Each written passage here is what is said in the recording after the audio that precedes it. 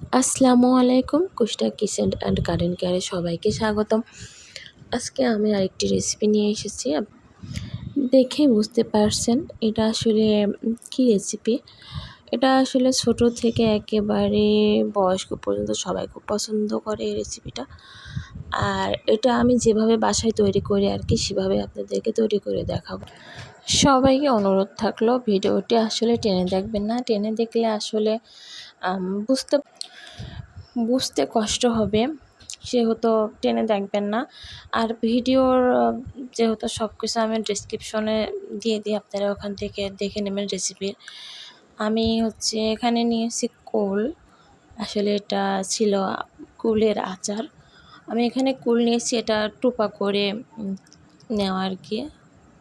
আমি শুকায় নিছি এটাকে, যে এমন হয়েছে শুকানোর পরে এখন এটাকে আমি আচার বানাবো। আর এই আচার তৈরি করতে আমি যা যা নিয়েছি, এখানে নিয়েছি গোটা মশলা নিয়েছি, আসলে লবঙ্গ নিয়েছি, দারচিনি, এলাচ, তেজপাতা নিয়েছি, চিনি আর আরেকটা নেব, সেটা হচ্ছে গুড়।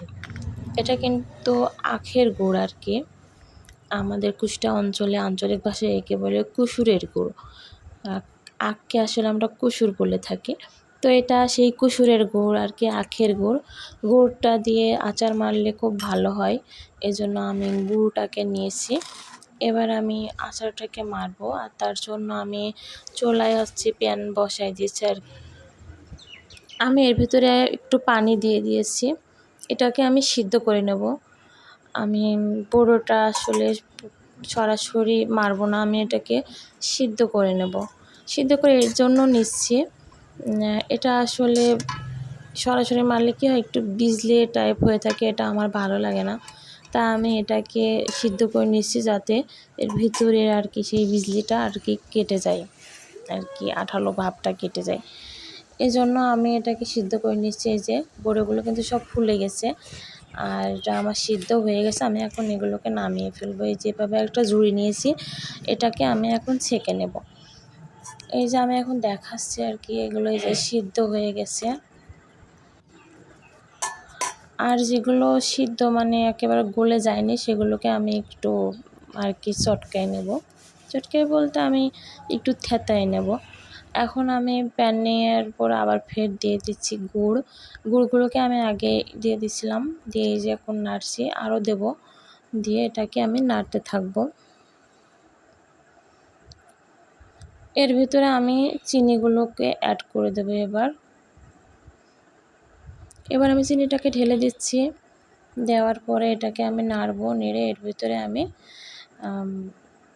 গোটা মশলাগুলোকে দিয়ে দেব। এটা দিলে কি ঘ্রাণটা খুব সুন্দর আসে, গোটা মশলাটা দিলে। তাই আমি এর ভিতরে গোটা মশলাটাকে দিয়ে দেবো। এটা কিন্তু নাড়তে হবে, আসলে এটা না নাড়লে পরে নিচে আর কি লেগে যাবে, যেহেতু গুড় দিয়েছি। তারপরে যে গোটা মশলাটাকে তো আমি দিয়ে দিচ্ছি। এবার আমি এর ভিতরে বড়িটাকে ঢেলে দেব। কুলটাকে এই যে আমি একটু এভাবে আসলে খুন্তি দিয়ে আর কি একটু চটকায় নিচ্ছি, ভেঙে নিচ্ছি আর কি, গলায় নিচ্ছি। নেওয়ার পরে এটাকে আমি এবার গুড়ের ভিতরে দিয়ে দেব, দিয়ে আমি এটাকে নাড়তে থাকবো।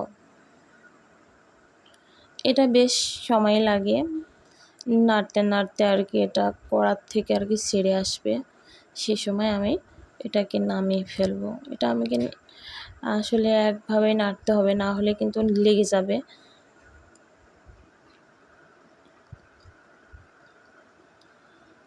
এই যে আমার কুলের আচারটা প্রায় হয়ে এসেছে, আমি আরেকটু নাড়বো। দেখে বোঝা যাচ্ছে যে এটা হয়ে এসেছে।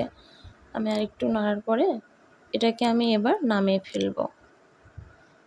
যে প্রায় হয়ে এসেছে,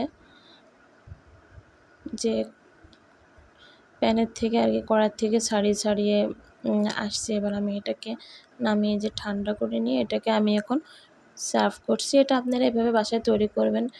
এটা আসলে খুব মজার একটা জিনিস। কুলের আচার সবাই পছন্দ করে।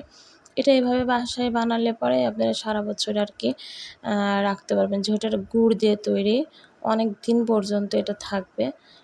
ঠান্ডা হয়ে গেলে একটা জারের ভিতরে আর কি ফ্রিজে নরমালি আপনারা অনেক দিন এটাকে সংগ্রহ করতে পারবেন। চেষ্টা করেন এভাবে বাসায়। আর আমাকে কমেন্টসে জানাবেন যে এটা কেমন হয়েছে। আমার ভিডিও ভালো লাগলে সবাই লাইক করবেন, কমেন্টস করবেন আর শেয়ার করবেন আর সাবস্ক্রাইব করবেন আমার চ্যানেলটিকে। সবাইকে ধন্যবাদ আমার সঙ্গে থাকার জন্য, আমার পাশে থাকার জন্য।